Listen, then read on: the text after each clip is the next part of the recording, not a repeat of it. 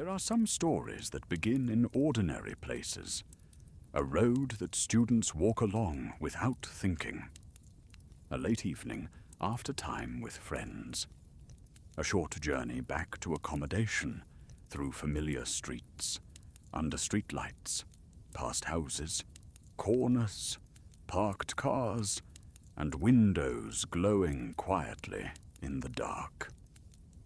Nothing about a walk like that should feel important. Nothing about it should become evidence. But sometimes, when a terrible event happens in a public place, the ordinary details become the things people return to again and again. A road name, a junction, the time of night, a call for help, the first version of events told to police, the second version, the evidence that slowly begins to separate what was said from what was true. In this case, the early moments mattered deeply, because when officers arrived, they did not arrive to a clear scene. They arrived to a story already being told, a story that placed blame in the wrong direction, a story that would later be rejected in court, a story that turned the final minutes of a young man's life into part of a national conversation about truth, policing, accountability, and grief. Tonight, we are going to move through that story carefully. Not quickly, not loudly, and not for shock. We are going to stay close to what is documented, the court record, the police statements, the sentencing remarks, and the public questions that remain. Because beneath the headlines and arguments, this is first a story about a young student who should have come home. Welcome back to the channel. This is a calm, true crime story for sleep, written for slow nighttime listening, black screen viewing, or quiet reflection. The tone will remain steady and respectful throughout. There will be no graphic detail, no sudden sounds, and no sensational retelling. Tonight's case is the Henry Nowak Southampton case investigation. Henry Nowak was 18 years old. He was a first-year student at the University of Southampton. In the official sentencing remarks, he was described as much loved, kind, hard-working, ambitious, careful, principled, and full of warmth and promise. The judge also noted that Henry was the first in his family to go to university. This episode will look at Henry's life, the setting of Portswood in Southampton, the night of 3rd December 2025, the first emergency response, the investigation that followed, the trial, the verdicts, the sentencing, and the continuing questions being examined through official processes. Some parts of this case are still developing. The Independent Office for Police Conduct investigation into the police response has not yet been fully concluded in the public record, and the Solicitor General has referred the sentence to the Court of Appeal under the unduly lenient sentence scheme. So where matters are settled by a jury or a judge, we will say that clearly. And where matters remain under review, we will say that clearly too. Southampton is a port city on England's south coast. It is a place with layers of movement. Ferries, students, workers, families, buses, bicycles, late-night food shops, and roads that connect neighborhoods to halls, rented rooms, and campuses. Portswood, where this case unfolded, is one of those student areas that can feel both busy and domestic at the same time. It has shops, residential streets, and routes that are familiar to people walking home late in the evening. For a first-year student, that kind of area can become a new map of life. The route from a night out, the place to buy food, the road back to accommodation, the ordinary rhythm of learning how to belong somewhere new. Henry Nowak was in that stage of life. He was 18. He had started university. According to the sentencing remarks, he was the first in his family to do so, and he had a future that was still opening in front of him. The judge's words matter here, because they are not the language of a headline. They are part of the official court record.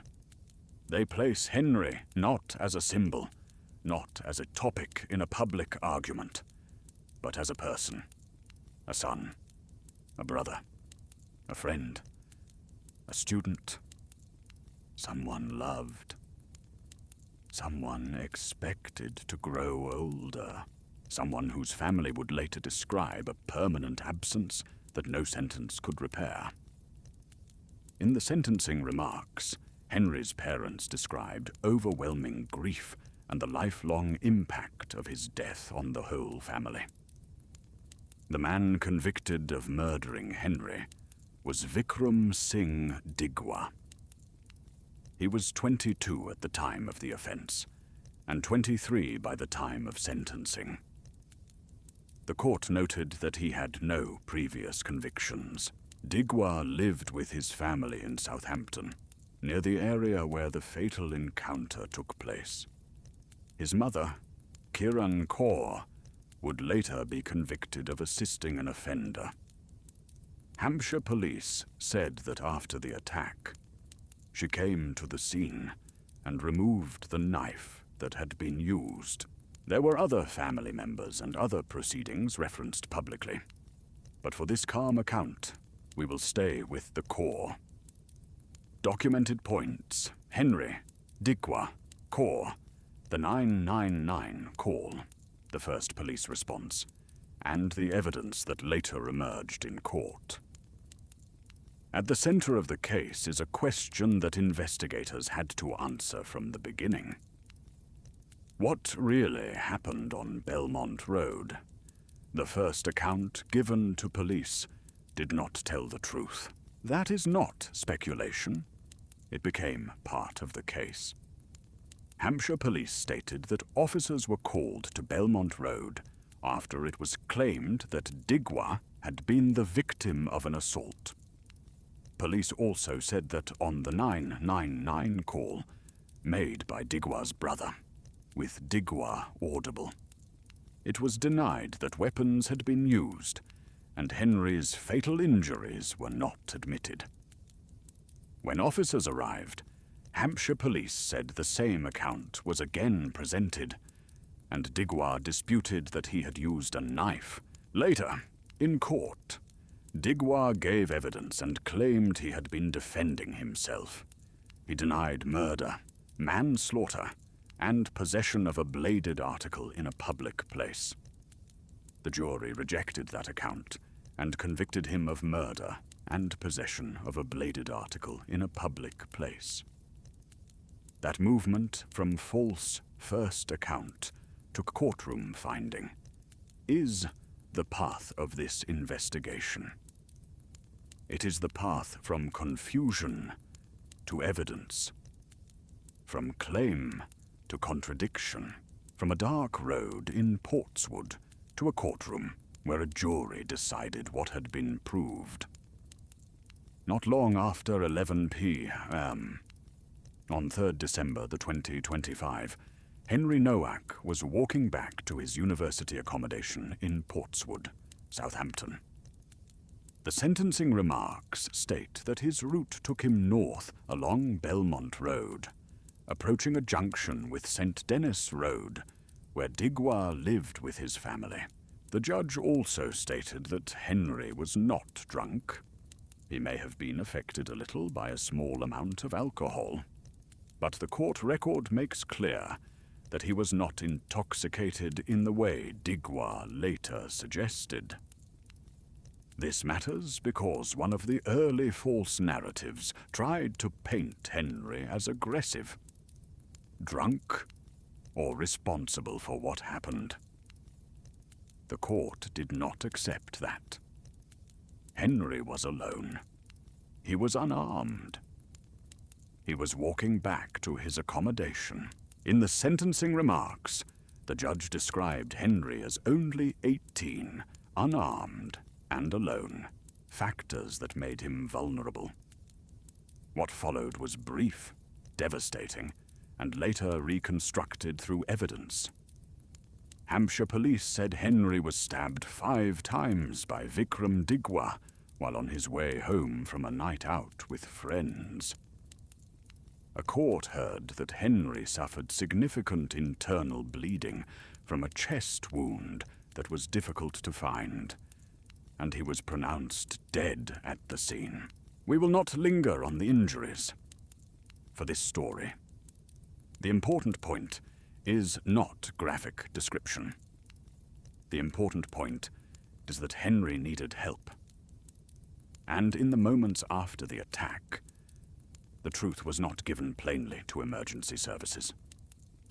According to Hampshire police, rather than calling police or an ambulance immediately, Digwa filmed Henry as Henry sat on the floor. Police also said that Digwa's mother came and removed the knife used in the attack from the scene. That act became part of the later criminal case against her.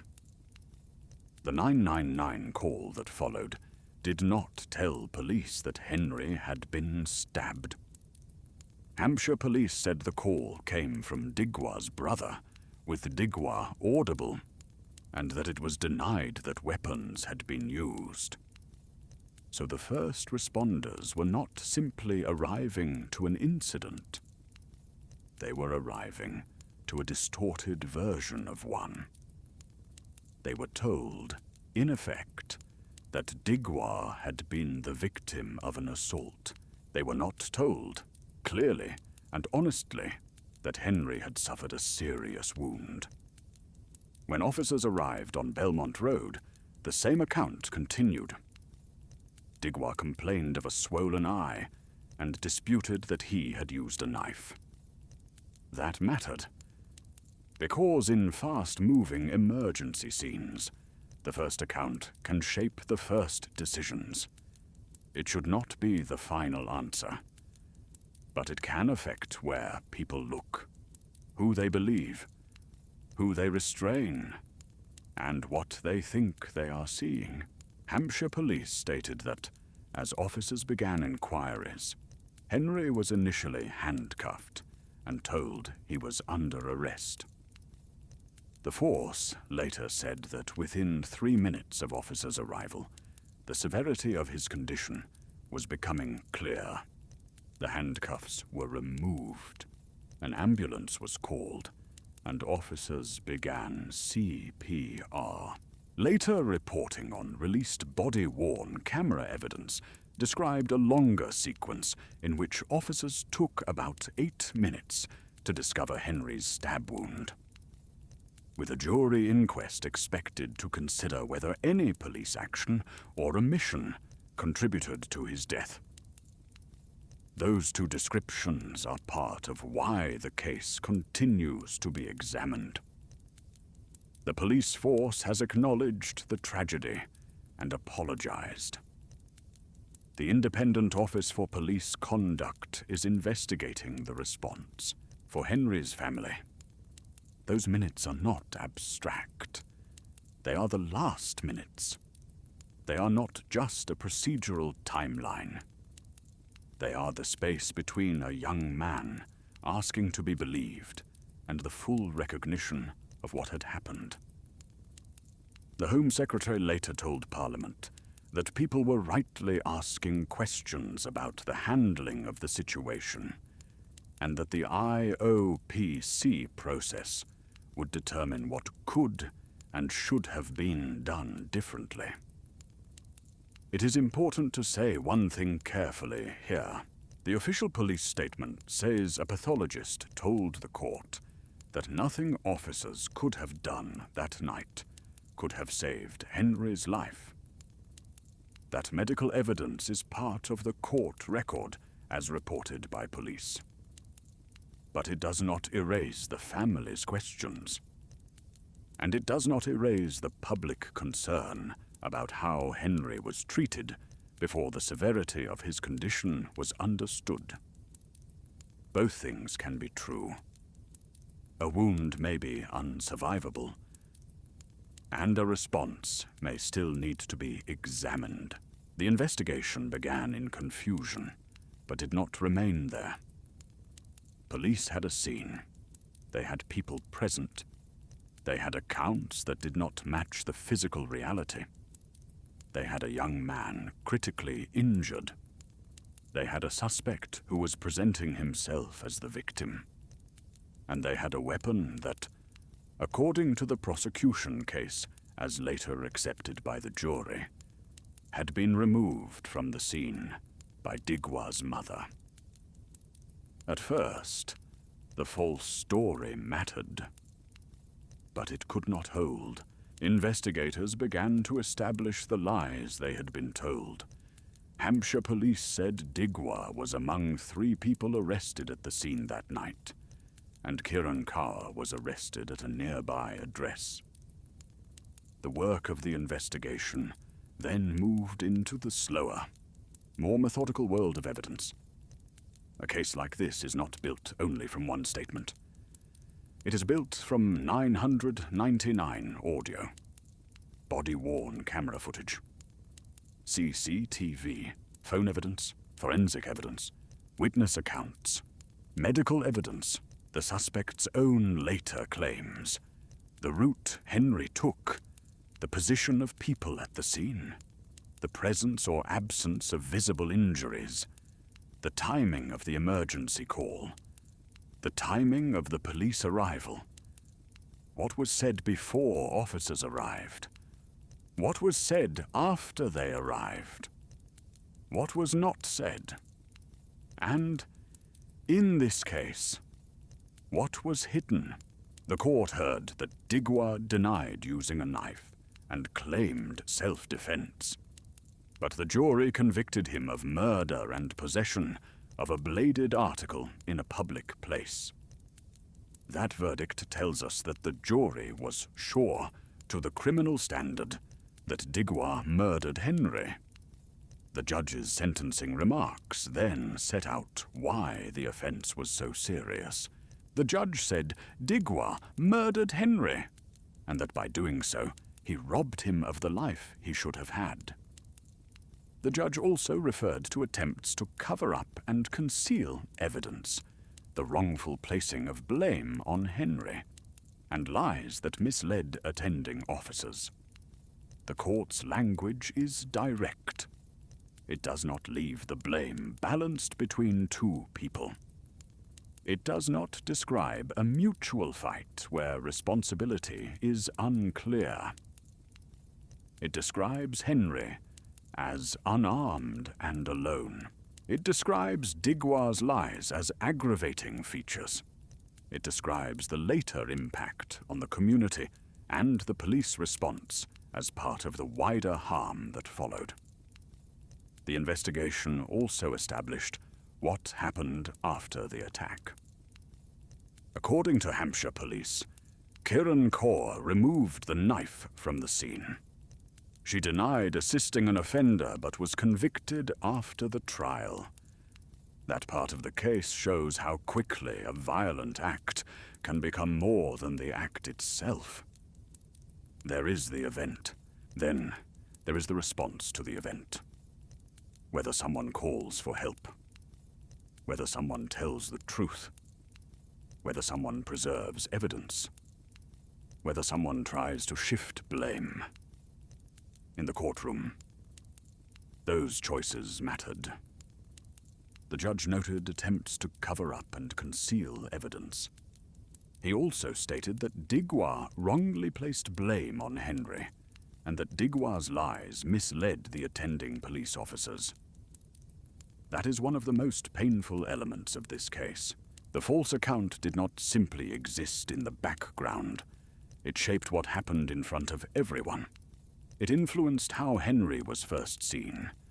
It led to him being handcuffed. It delayed the clear understanding of him as the person in urgent need. And later, it became one of the reasons the case drew such strong public reaction.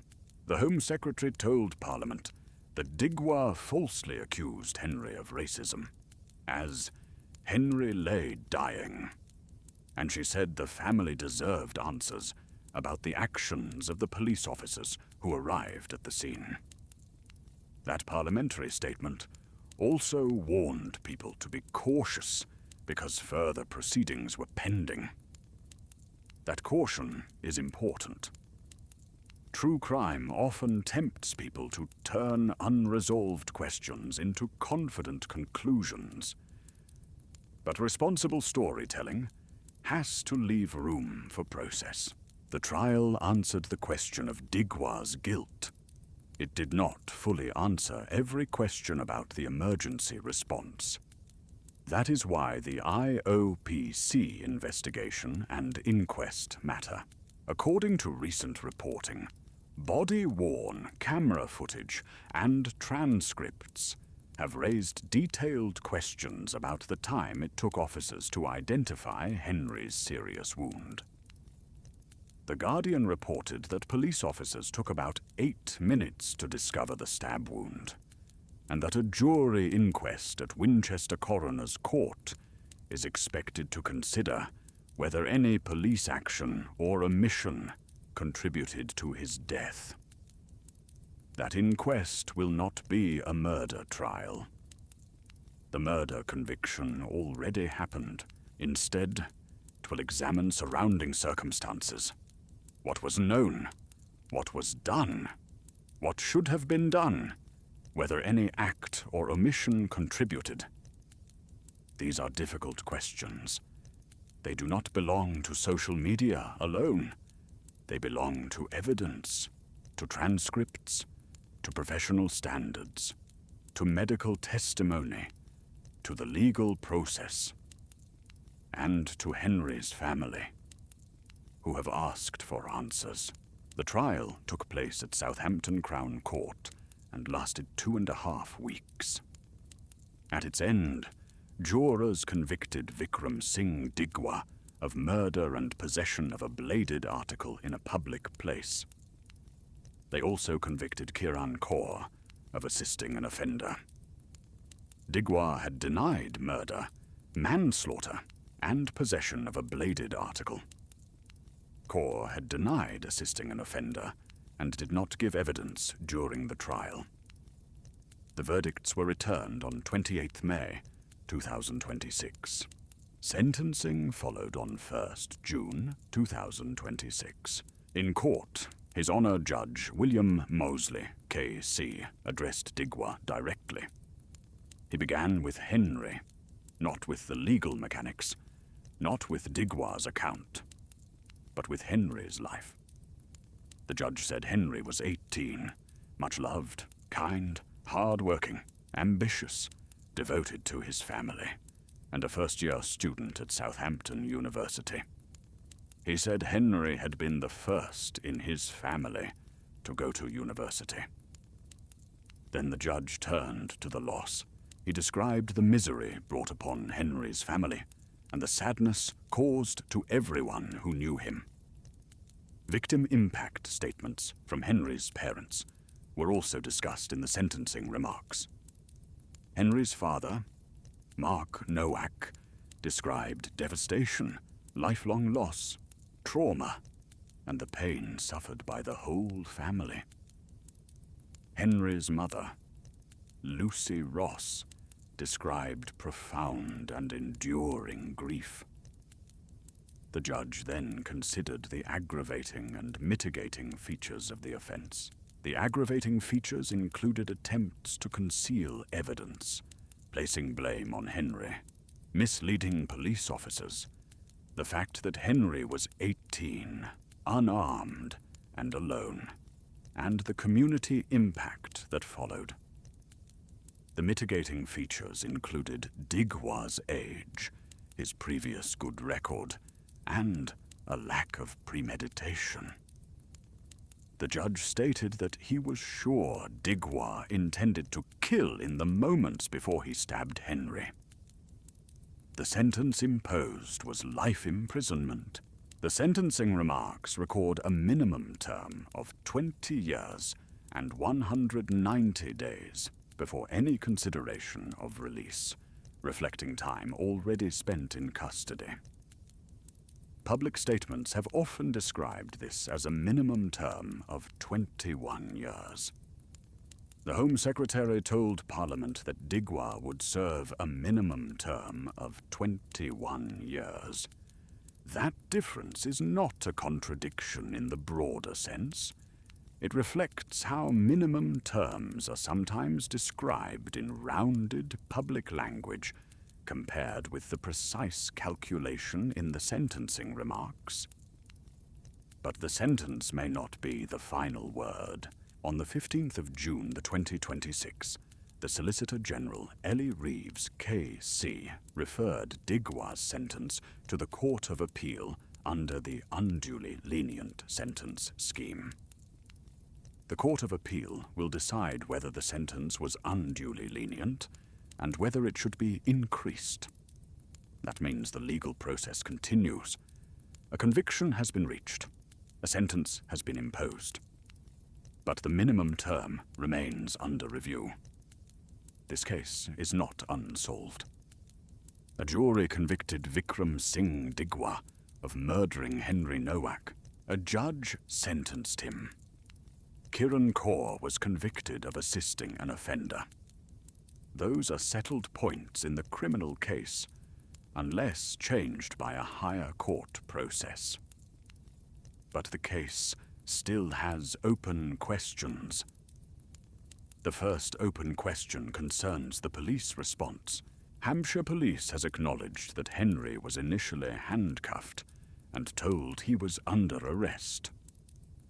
The force said that the severity of his condition became clear shortly afterwards, that the handcuffs were removed, an ambulance was called, and officers performed CPR.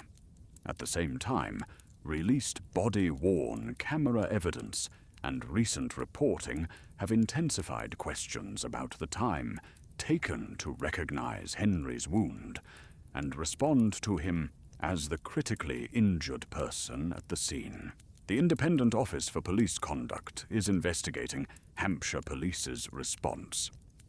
The Home Secretary told Parliament that the IOPC would determine what could and should have been done differently, and what action, if any, may need to be taken against individual officers.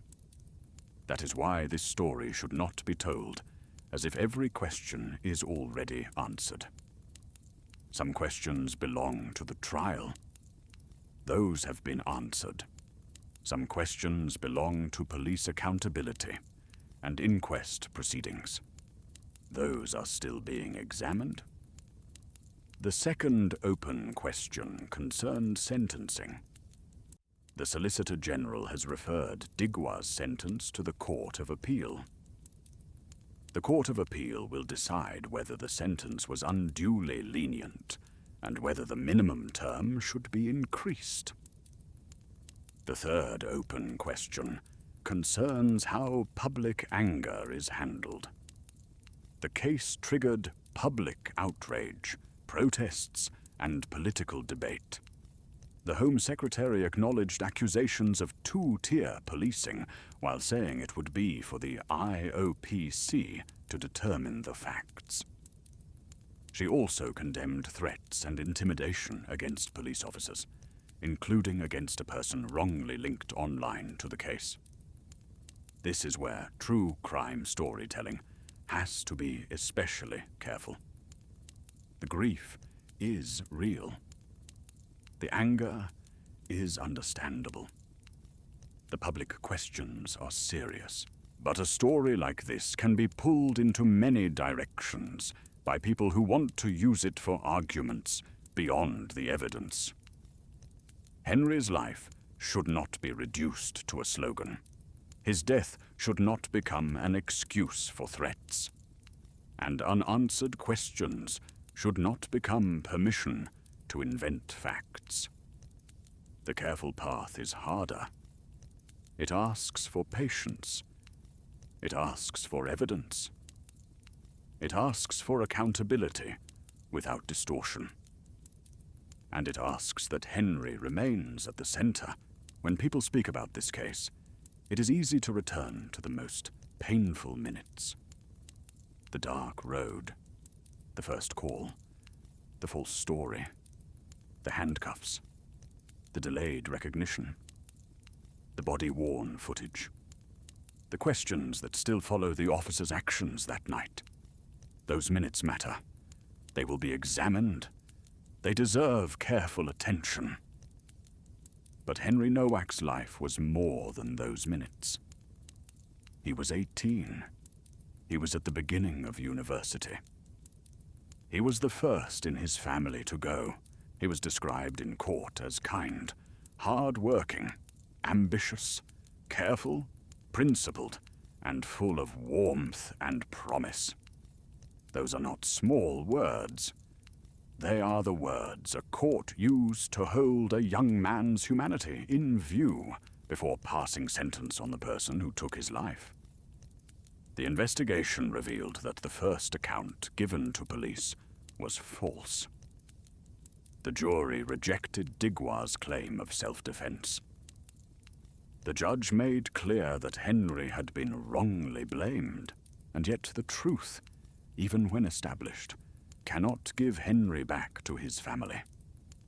That is the quiet tragedy at the center of so many criminal cases. The justice system can name responsibility. It can convict. It can sentence. It can review.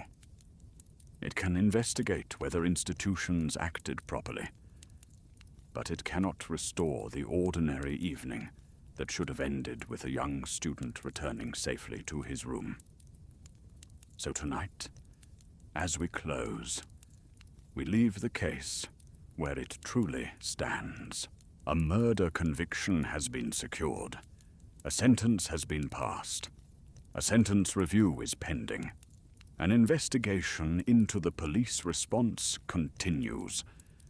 And a family continues to live with the absence of a son whose future should have stretched far beyond a winter night in Southampton. The road remains. The city goes on. Students still walk home beneath the streetlights. And somewhere in the quiet space between public anger and official process, there is a simpler truth. Henry Nowak should have come home. Thank you for listening with care. If you are resting, you can let the story settle now. No sharp endings. No sudden sounds. Just a quiet moment for Henry, for his family, and for the difficult work of truth. Good night.